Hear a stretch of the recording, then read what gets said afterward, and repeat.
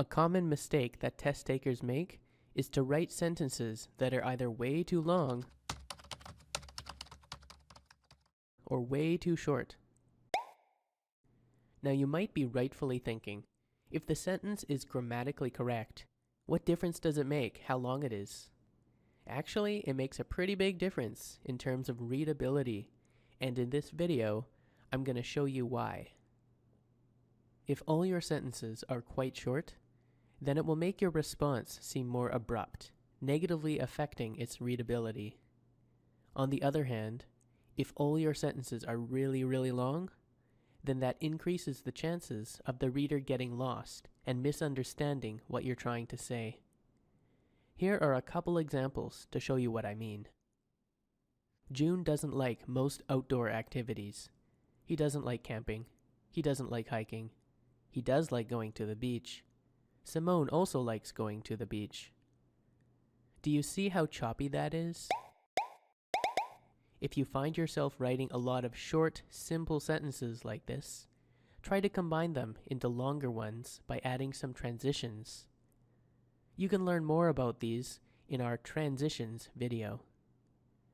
Combining these sentences will make for a much smoother reading experience. It will also show the raters that you have the grammatical knowledge to combine ideas using appropriate transitional words and phrases.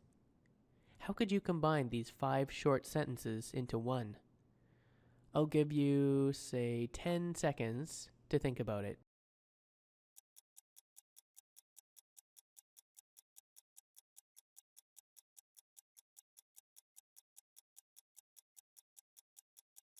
Okay, time's up. Here's my new sentence, combining all 5. June doesn't like most outdoor activities, such as camping and hiking. However, like Simone, he does like going to the beach. It's okay if your version is a bit different. It may also be correct. There are lots of ways to combine sentences. Here, I've used punctuation, like this semicolon and the transition however, as well as the preposition like. This is now a compound sentence, since it includes multiple shorter sentences. You can learn more about terminology like this in the PDF document alongside this video. So we've combined a number of short sentences, but what about sentences that are too long? What do we do then? Well, look here. Even though too many short sentences can be a problem, really long sentences are also something you should avoid, because if a sentence is too long, it's easy for your reader to lose track of what you are talking about. And if your sentences are several lines long, you should look for ways to divide them into shorter ones. Let's look more closely at what I just said. Was that sentence hard to follow? It would definitely be better if I divided it into a few shorter sentences. But how would you do this? I'll give you another 10 seconds to think about it.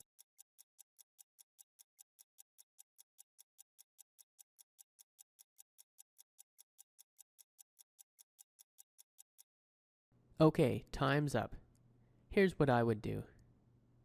Even though too many short sentences can be a problem, really long sentences are also something you should avoid. If a sentence is too long, it's easy for your reader to lose track of what you are talking about. If your sentences are several lines long, you should look for ways to divide them into shorter ones. As you can see, this text is now made up of 3 easy-to-read, medium-sized sentences, instead of one confusingly long one.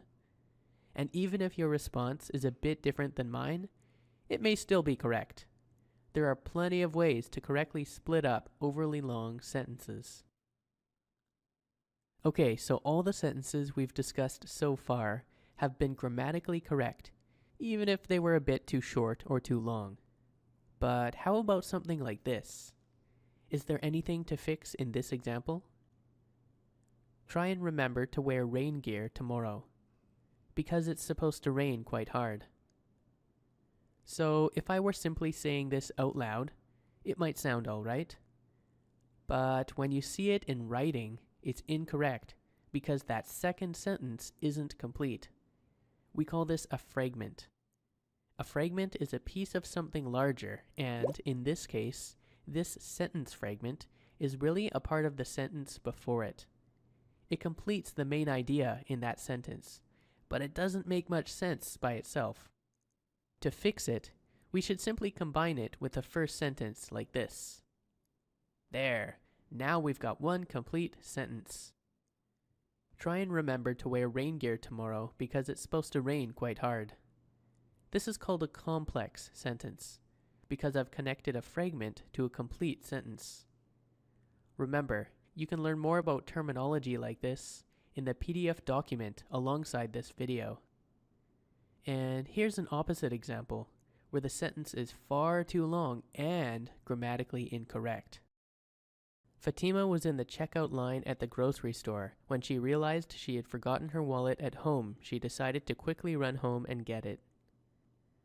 So unlike the really long sentence we looked at earlier in this video, this sentence is both too long and it's grammatically incorrect. We call this a run-on. Run-on sentences have too much information. They usually contain multiple simple sentences which are linked without the correct punctuation or conjunction. We've definitely got to fix this. But how would you do it? I'll give you another 10 seconds starting now.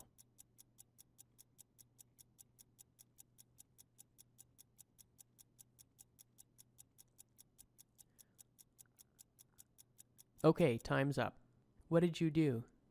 There are a few different methods, but the easiest way is by doing this. Fatima was in the checkout line at the grocery store when she realized she had forgotten her wallet at home.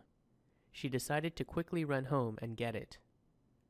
So in this case, I've decided to add a period right here, splitting the text into two full sentences. We've covered a number of different sentence types in this video, so this is probably a good point to do some review. In short, you should try not to write too many short, simple sentences, especially if they are close together. Instead, try to link them into longer sentences. On the other hand, try not to write overly long sentences, especially if they're several lines long, because this could really confuse the reader. Instead, try to split these into slightly shorter sentences. You should avoid fragments, that is, incomplete sentences, by completing them on their own or connecting them to other sentences. Also avoid run-on sentences. That is to say, avoid really long sentences without the correct punctuation or conjunction between ideas. You can fix this by punctuating them correctly or simply dividing them into shorter sentences. For some additional examples and some review of this terminology, you can also check out the PDF download alongside this video. The bottom line here is that by using a good variety of sentence types in your writing, neither too short nor too long, your response will be much more readable and you may improve your achievement on the writing test.